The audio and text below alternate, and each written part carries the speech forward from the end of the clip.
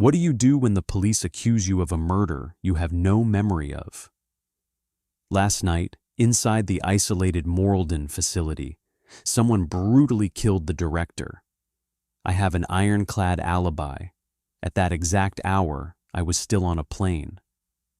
But the cops are showing me camera footage where I, personally, grabbed the knife. Watch this story until the very end to find out whose shadow was standing behind my back. Part 1. The Mid-Century Trap.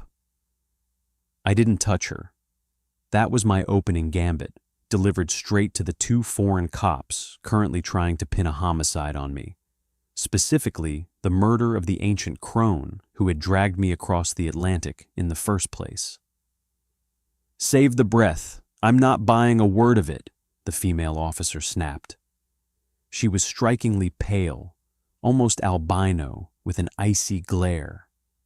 Her laminated badge featured a cluster of Nordic characters that don't exist in American English, but my brain settled on Dahlia as a functional translation.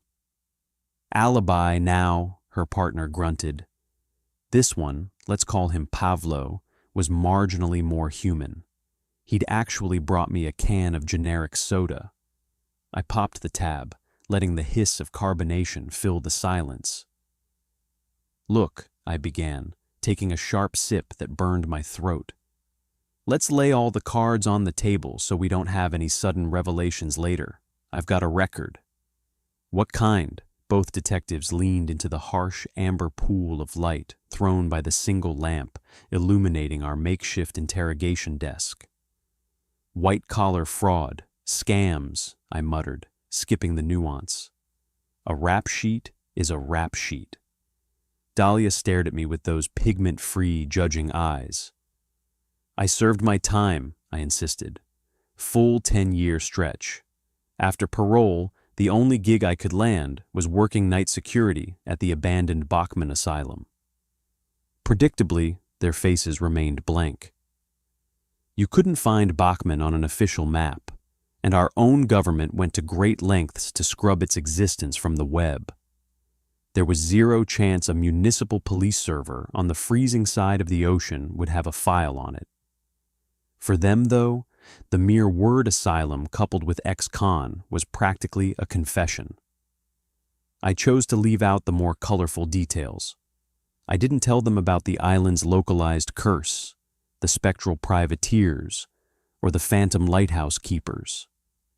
I certainly didn't mention the manifestation of pure greed that hunted in the corridors, or the ghost of the sadistic chief doctor.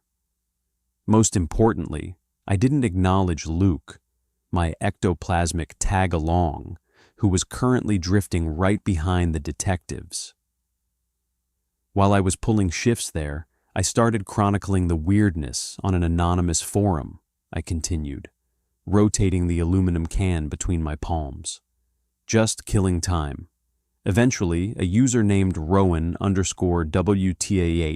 slid into my DMs. She claimed she needed someone with my specific brand of unorthodox experience and offered me a corporate contract over here. "To do what exactly?" Pavlo asked, narrowing his eyes. She told me she managed a private facility called Morlden Village, a specialized dementia community, and that something inexplicable was happening inside the perimeter. "And you crossed 10 time zones on the whim of an internet stranger?" Dahlia's skepticism was a physical wall. "Have you ever tried getting a corporate security clearance in the States with a decade of hard time on your jacket?" A flicker of reluctant empathy crossed her pale face before she quickly masked it behind a mask of bureaucratic stoicism. "She offered top-tier money, private lodging, and full expenses. I didn't have the luxury of saying no," I stated flatly. They seemed to digest this, though the suspicion didn't entirely evaporate. The room itself was suffocating, decorated with the aggressive, artificial warmth of a mid-century Scandinavian living room. I felt like a plastic prop trapped inside a meticulously staged diorama. Out in the shadows beyond the cone of light, a silent staff caregiver stood motionless, tracking our every word. "Where were you between midnight and 3 a.m.? Dahlia threw the hammer down, reminding me that I was still their prime suspect. Mrs. Rowan, I never actually got her first name, booked me on a red-eye that touched down at 2 in the morning. Delayed flight. I took a local taxi straight here. She was waiting for me at the front gates, keeping the entire place locked down tight." Part 2. The Simulation. If you've never studied the concept of a dementia village, it's a surreal experiment in cognitive insulation.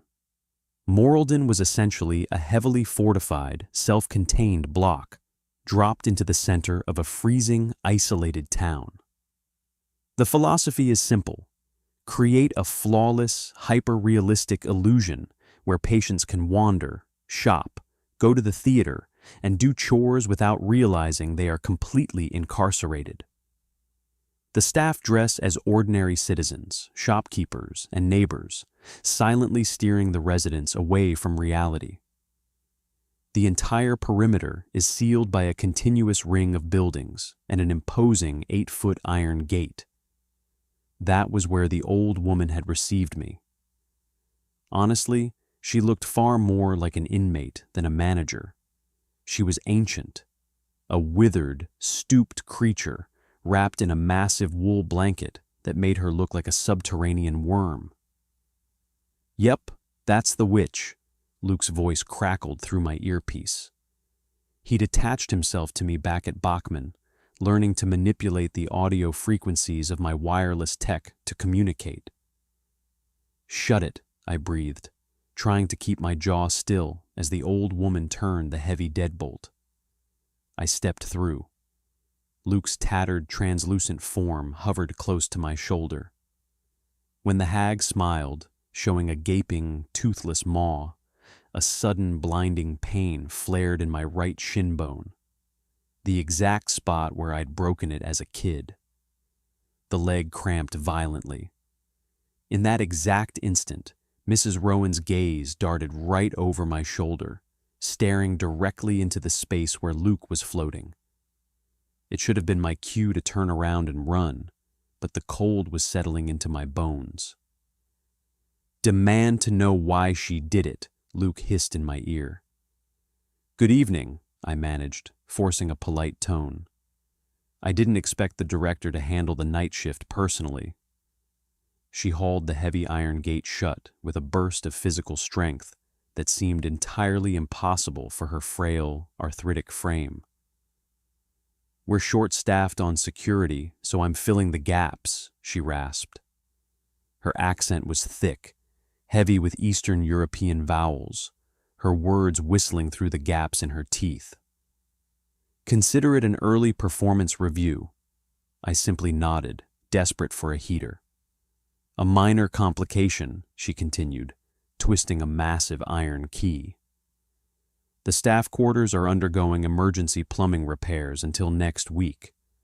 You don't mind occupying a vacant suite in one of the resident wings, do you?" The idea of sleeping in a ward full of active psych cases was deeply unappealing, but the alternative was a park bench in a sub-zero blizzard. "Look down the main avenue. See that red geometric cube fountain?" She pointed a bony finger without waiting for my confirmation. "Hang a left there. Building E. You can't miss it. You're in room 5. She withdrew a gnarled, trembling hand from her cloak, holding out a brass key attached to a massive bright blue plastic fob, far too bulky to fit into any normal pocket. "Thank you. Get some rest. We'll discuss your specific duties tomorrow under better light," she murmured, already shuffling toward the administrative offices adjacent to the gate. I grabbed my single suitcase and began trekking down the desolate, wind-swept lane. The freezing air felt like it was trying to crystallize my joints. "Are you insane? We need to grill her now." Luke was throwing a tantrum. "When you don't possess a nervous system, or a need for sleep. A sub-zero blizzard is just background noise. For me, it was survival. "Drop it, Luke. We'll get our answers tomorrow. I'm not interrogation ready after a 14-hour flight, and frankly, I don't see how a woman who looks like a dried raisin is the criminal mastermind behind your murder." "You think I'm lying about her sending me to Bachman?" His voice turned sharp, confrontational. "No, I believe you. But right now, I need walls and a blanket. I promise I won't lose sight of her until we figure out why she targeted you." The ghost stared at me, his hollow eyes burning with resentment, but he finally fell silent. As a disembodied spirit, his tactical options were limited. Suddenly, an overweight elderly woman materialized from the gloom, wandering the frozen pavement in nothing but a thin, unbuttoned nightgown. Before I could even attempt to navigate around her, she pointed a finger at my face and shrieked, "Oh, so you talk to the invisible people too!" I kept my head down and accelerated toward Building E. The facility hadn't skimped on signs. A massive neon red letter E was plastered across the brick facade. Unlocking the door to my assigned room revealed two distinct details. First, the oversized blue fob had a giant number 5 engraved on it to prevent confused residents from drifting into the wrong room. Second, the door handle was entirely smooth on the inside. The lock could only be operated from the corridor. Brilliant, I thought. They literally lock you in. The interior of the building was Part 3, the quarantine. And then the staff woke me up at 9 this morning and marched me straight into your custody, I concluded, carefully redacting the paranormal logistics for the detectives. Pavlo stood up, flicking on the harsh overhead lights of the administrative lounge. Dahlia didn't budge. Her pale, predatory gaze remained locked onto mine. "We need the internal server logs and video feeds from last night," Pavlo barked at the caregiver standing by the door.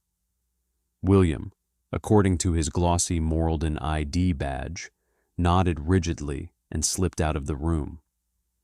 I broke eye contact with Dahlia, staring at the floor. "Look," I muttered, "you don't have a shred of forensic evidence tying me to this. Arriving on the night of a crime doesn't make me the executioner." It was a weak defense. Dahlia slammed her palms onto the desk, leaning in until I could smell the stale coffee on her breath. Before she could speak, William re-entered the room. He bypassed me entirely, leaning down to whisper something into Dahlia's ear. Her expression soured instantly. She straightened up, backing away from the table with a scowl. "Don't get comfortable," she warned. "We're far from done." The moment they let me out of the office, my survival instinct took the wheel. I needed to grab my bag from Building E and find an exit before this bureaucratic nightmare turned into a permanent prison sentence. The phone in my pocket began vibrating violently. I slapped the Bluetooth earpiece into my ear. "What the hell are you doing? We can't abandon the investigation," Luke roared through the speaker. "Watch me." I broke into a jog. Along the manicured path, a pair of elderly residents sitting on a wooden bench began clapping rhythmically as I passed. It was a deeply unnerving cheering section. I burst into Building E. The daytime shift had transformed the corridor into a living Salvador Dalí painting.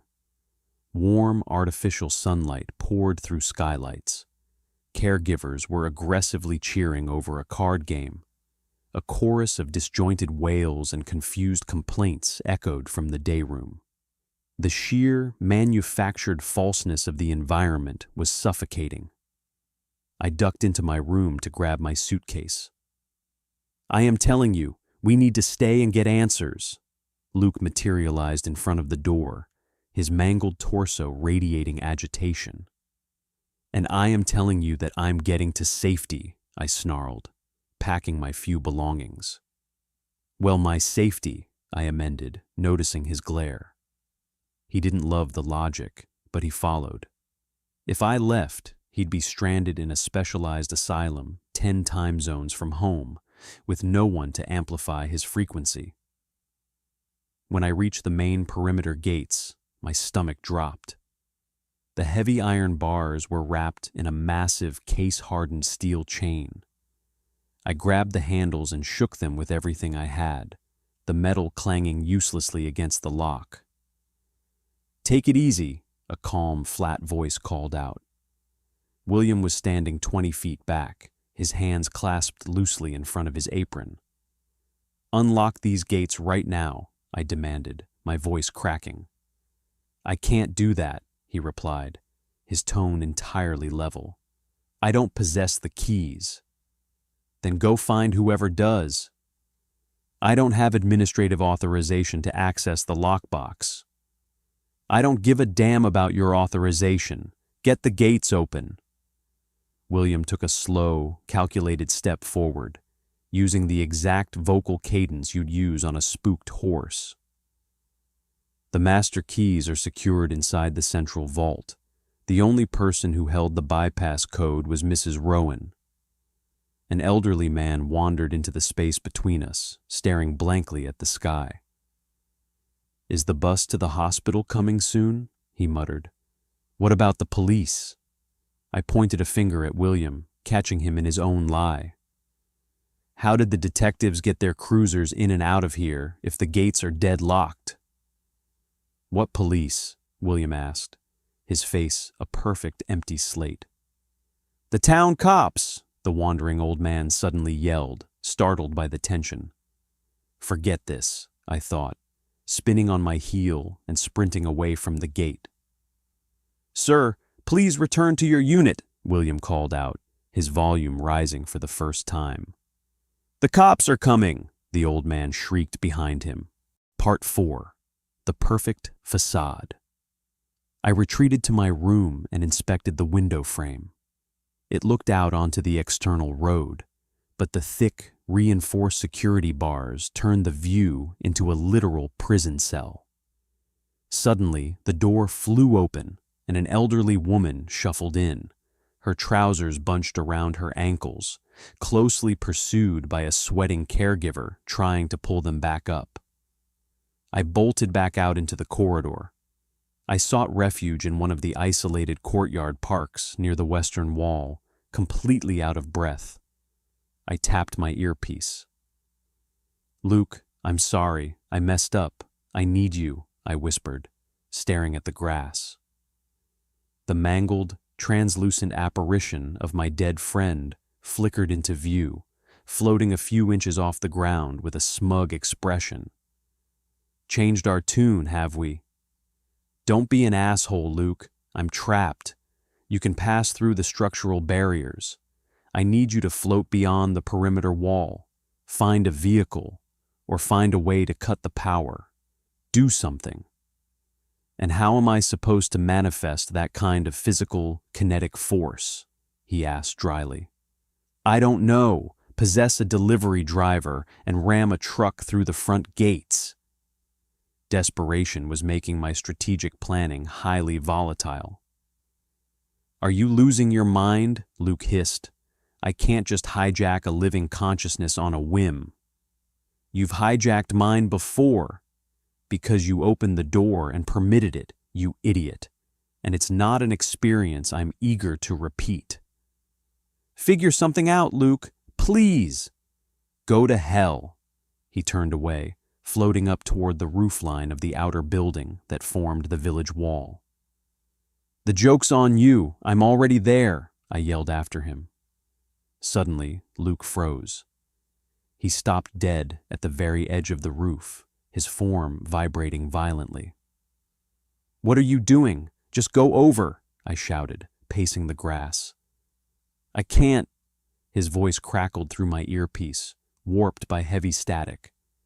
"What do you mean you can't?" "There's something keeping me in, like a localized electromagnetic field. It's tearing at my frequency. Confound it! I roared at the sky. Please try to remain calm. William's voice cut through my panic. He'd tracked me down again. Everything is under control. I took a deep breath, forcing my hands to stop shaking. It was time for a tactical pivot. Diplomacy. Look, William, I apologize for the outburst earlier, I said, slipping my earpiece into my pocket to appear compliant. It's just, there's been a massive administrative error. I'm not a patient. Mrs. Rowan recruited me from the States. She brought me here because something highly unusual is happening inside this facility. Of course, William replied, his flat, placid smile never wavering. I understand completely. Let me reassure you, the corporate board is dispatching an interim director to replace Mrs. Rowan. She will review your paperwork and sort everything out. Fine, I lied, letting out a heavy sigh of simulated relief. I'll wait for her. Excellent, William said, turning back toward the building. Do you actually believe a word that mannequin is saying? Luke asked the moment I put my earpiece back in. Not for a second. That's just a stall tactic, I muttered. So, what's the real plan? Luke drifted down to my side. Find a structural vulnerability in this simulation before they manage to brainwash me into believing I actually belong here. Morlden Village was deeply, profoundly uncanny. It wasn't creepy in the traditional Gothic sense.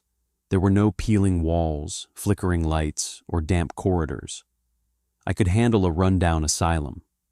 This place was the polar opposite. Every single structure, brick path, and storefront was an immaculate, hyper-sanitized stereotype of a cozy European village. There were no plumbing leaks, no missing soap dispensers, no dirt on the sidewalks. Even the clothes the residents wore looked like they had just been pulled from a department store display. It was a flawless psychological trap manufactured from collective nostalgia. In the southern quadrant, they had a miniature movie theater. It seated maybe 40 people. Admission was free, though a caregiver still escorted you up an absurdly long, sweeping ramp as if you were entirely incapable of managing your own balance. The theater itself was a windowless black box. According to the marquee, it played the exact same vintage film 3 times a day, every single day. I suppose when your target audience has a 15-minute memory loop, you save a fortune on licensing fees. I slipped inside the auditorium, scanning for an emergency exit. The ceiling vaulted up 20 feet, causing the mono audio track of the film to echo like a thunderstorm. Only 2 elderly men were in the audience, sitting rows apart, staring hypnotically at a grainy black and white argument on the screen. Oddly, for such a high-tech facility, they were using a vintage, mechanical film projector. The rhythmic clack, clack, clack of the reels echoed from the booth. The projection screen itself was mounted directly onto the exterior boundary wall of the complex. I stepped down the aisle, keeping an eye on the caregiver in the lobby who had already returned to the ticket booth, presumably bored to tears by his 1,000th viewing of the same movie. My rubber-soled shoes stuck to the patterned carpet, which was stiff with years of dried soda and dropped snacks that the patients had failed to get into their mouths. As I approached the screen, the overlapping echoes made the audio track sound like a rumbling diesel engine. I stood directly in the center of the projection beam, my shadow cutting a massive silhouette across the actors' faces. Luke floated up alongside me. Remarkably, neither of the 2 viewers reacted to their movie being completely obstructed. "Check the upper rigging," I whispered to Luke. "See if there's a ventilation shaft or an old projection window leading through the brick." He drifted toward the rafters while I dropped to my knees, running my hands along the base of the screen where it met the floor. Nothing but solid, reinforced masonry. Ah! Suddenly, both old men in the audience shrieked in perfect unison, their bodies tensing. I scrambled to my feet and bolted out the exit doors before the caregiver could investigate why a new resident was lurking in the dark and agitating the clientele. "Find anything up there?" I asked Luke once we hit the courtyard. He shook his translucent head. Next, we scoped out the northern sector, which featured a mock 1950s grocery store. The setup was a psychological game. Residents could load carts with items and hand play money to an aggressively cheerful cashier who would play along with the transaction. Inside, the shelves were stocked with historically accurate single-color cereal boxes and discontinued brands. The canned goods lacked modern pop tabs, requiring an old-fashioned punch opener. It was a building frozen in time. Except the inventory wasn't frozen. Underneath the bright fluorescent lights, I leaned in to inspect the cellophane packaging. My stomach turned. The bread loaves were webbed with thick, emerald green mold. The preserved meats were covered in a furry, colorful fungus, and the bags of sugar had hardened into solid, yellowed blocks of rot. It was all real. Decaying food left to putrefy on the shelves because the patients only mimicked the act of buying it. I sure as hell hoped none of them actually tried to eat it. Even Luke looked disgusted, which was saying something considering his own physical state. Part 5. The key utterly defeated, I collapsed onto a wooden bench in the central plaza. I had traversed the entire grid of this village 4 times over, and the conclusion was undeniable. There were no blind spots. "So, we're genuinely trapped?" Luke asked, hovering near my knees. "Looks like it," I whispered, staring at my shoes. From where I sat, I had a direct line of sight into the mock barber shop. It was styled like a pristine 1970s salon. But the man in the white smock, the barber, wasn't looking at the throat of the elderly man he was currently shaving with an open razor. He was staring directly through the glass window, locking eyes with me. He was wearing a smile so wide and rigid that his facial muscles were visibly twitching, tears leaking down his cheeks from the strain. I looked away, trying to file it under the general insanity of the place. The elderly woman from the previous night, the one who had been wandering in her nightgown at 3 a.m., shuffled over and sat on the far end of my bench. A caregiver remained a discreet distance away, monitoring her. She didn't look at me, but her voice was sharp. "This place is a labyrinth, dear, but they always have to provide a key. That's the rule of the game."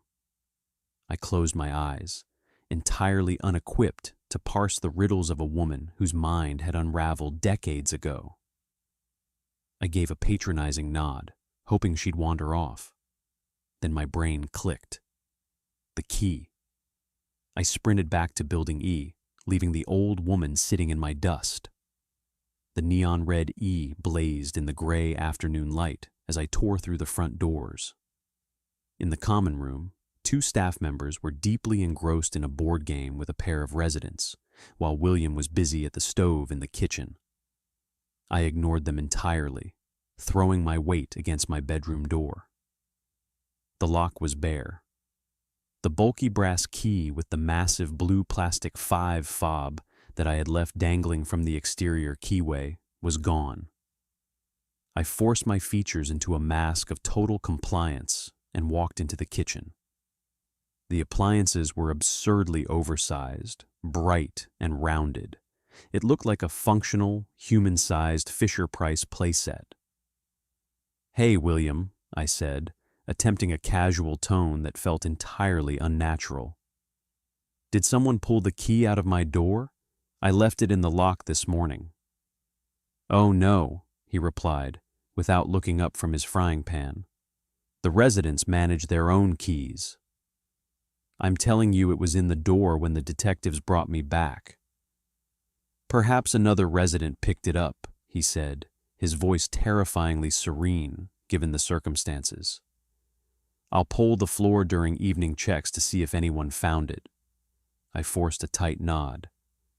Sit down, dinner is served, William announced, transferring a heap of gray chicken and limp vegetables from the pan onto a massive, 1-inch thick ceramic plate. Yours is the blue tableware.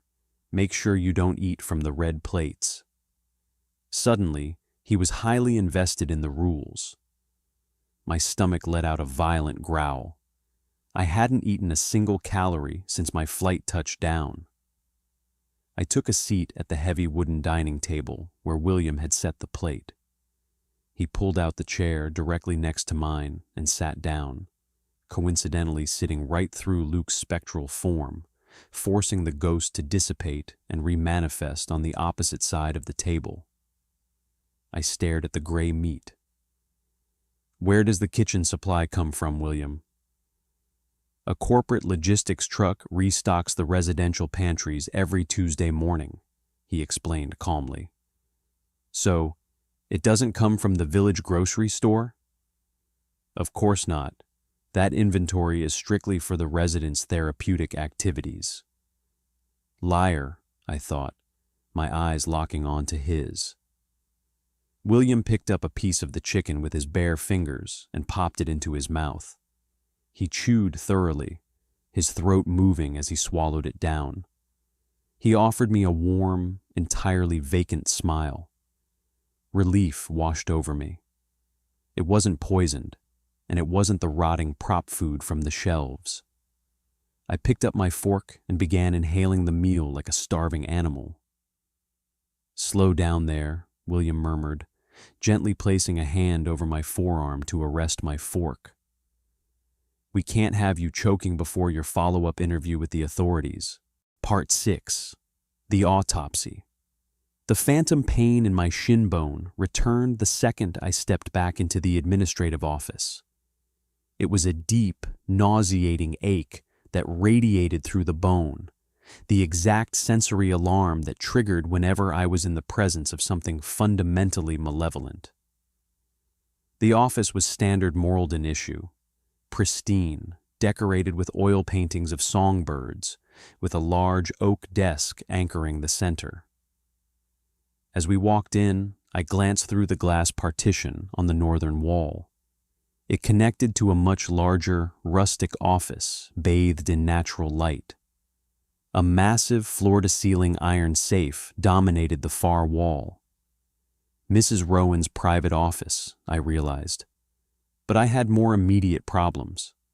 I took a seat at the foot of the desk under the stark, white LED track lighting.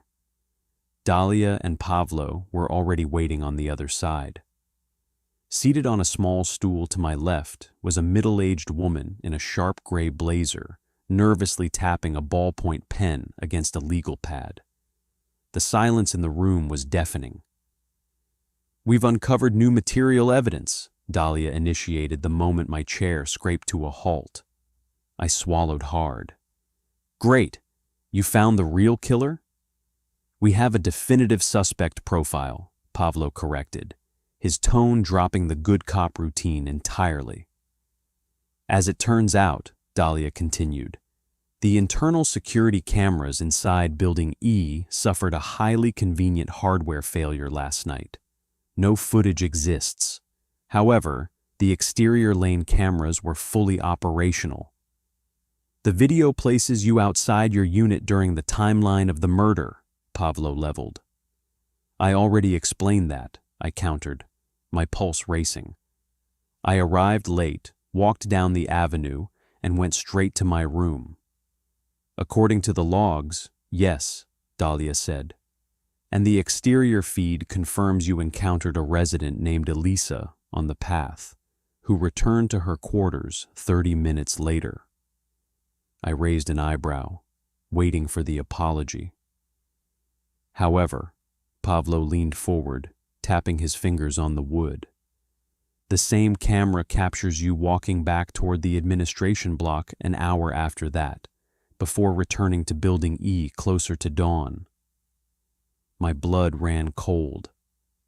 I had absolutely no memory of leaving that room. The ache in my shin bone intensified until it felt like someone was holding a blowtorch to the marrow. "That's impossible. It's a glitch," I stammered. Pavlo slid a ruggedized police tablet across the desk. He hit play.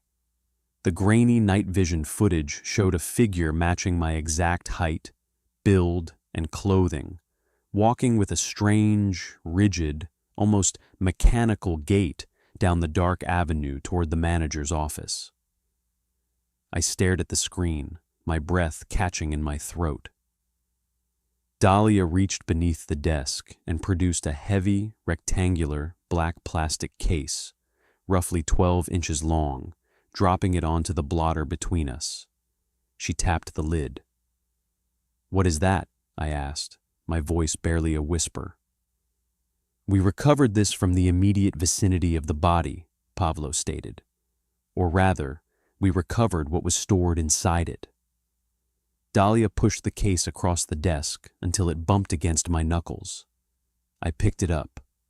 The plastic had a coarse, matte texture, but as I tilted it against the LED light, I noticed an engraved diagram on the side, a complex multi-step sequence of arrows illustrating how to release the security latches.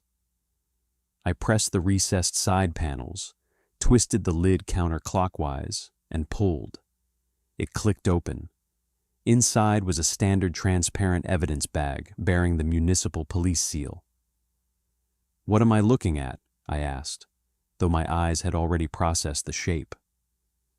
"The weapon," Dahlia said flatly.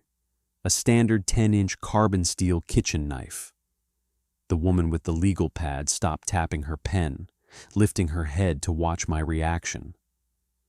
"The forensic tracking marks match the inventory code for Building E, the exact building where you were assigned to sleep," Pavlo added, completing the trap.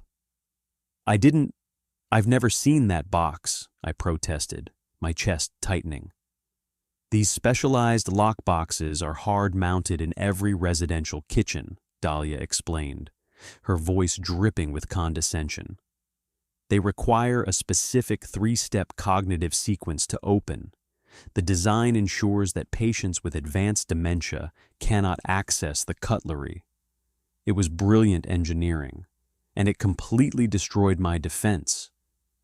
Furthermore," Dahlia continued, delivering the final blow, "the handle yielded a perfect set of latent fingerprints matching yours."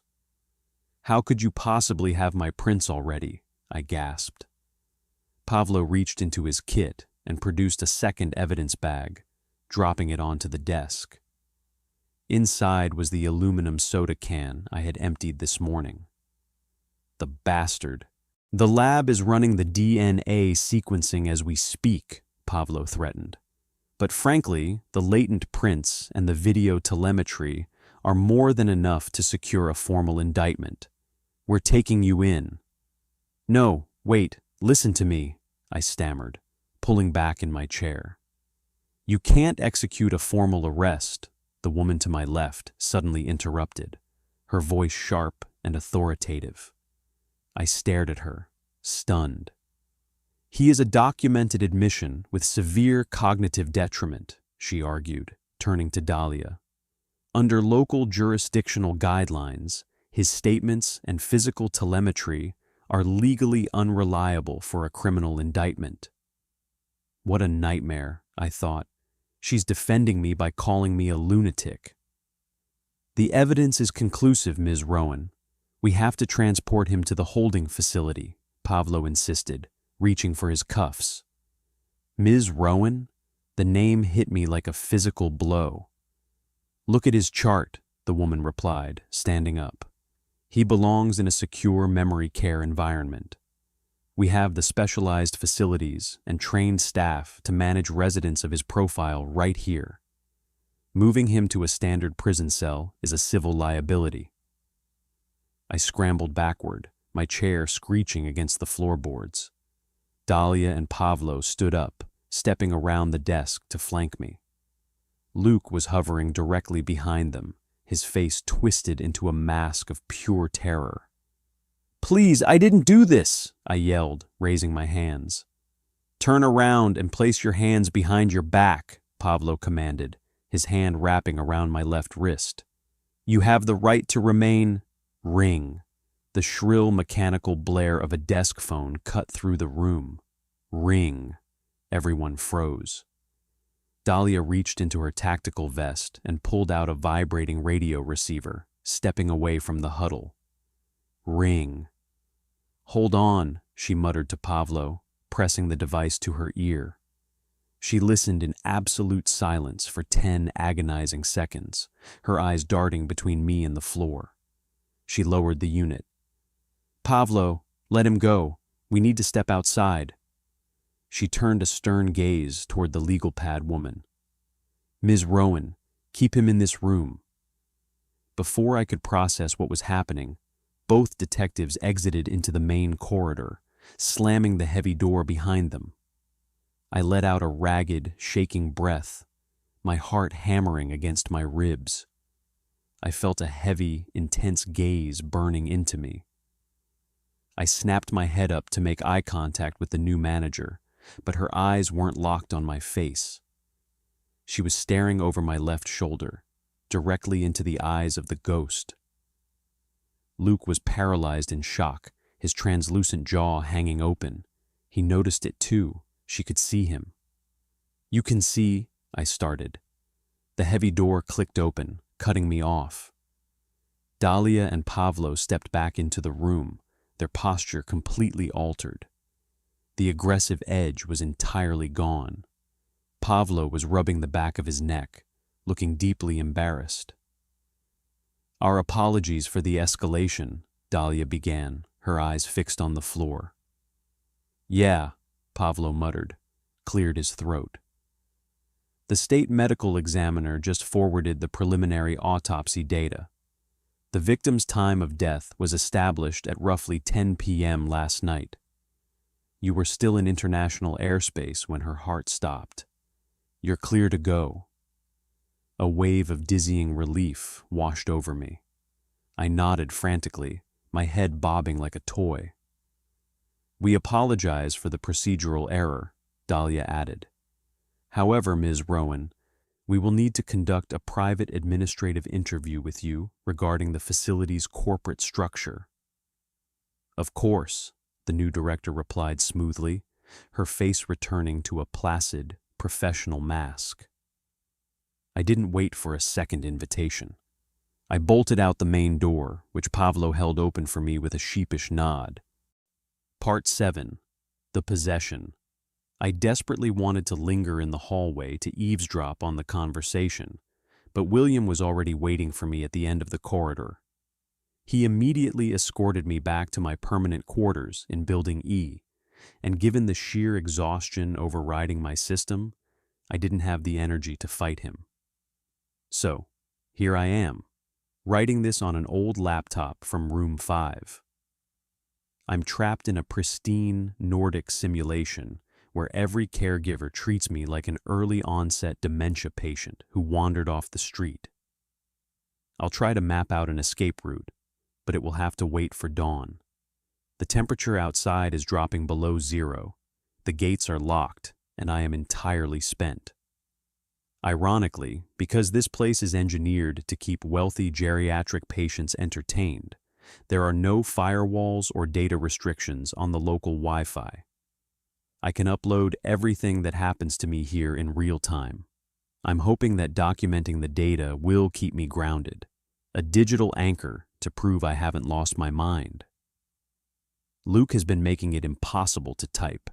He's been vibrating my Bluetooth earpiece continuously, drifting his mangled, horrific face directly between my eyes and the monitor, and throwing plastic cups across the room.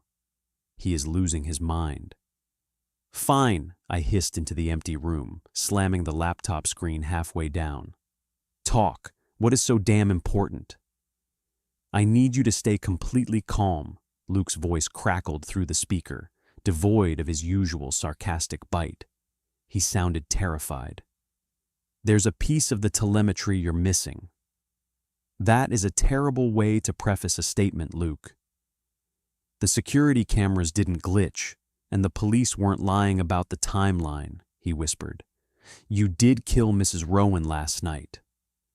I slammed my fist onto the mattress, keeping my voice to a lethal, quiet snarl to avoid alerting the caregivers down the hall. "Get bent, Luke. The medical examiner literally just cleared me. She died at 10. My flight didn't land until 2 in the morning." "I know when the body died," Luke replied, his spectral eyes locked onto mine. "But you're forgetting what kind of place Bachman Asylum was. We didn't cross 10 time zones on a flight, man. Look at the clock. Look at the calendar. We crossed them before we left." He floated closer, his voice dropping to a freezing chill. "You didn't murder her body last night. I possessed you the second we stepped onto that island weeks ago. We didn't come here for a job, and she didn't invite you.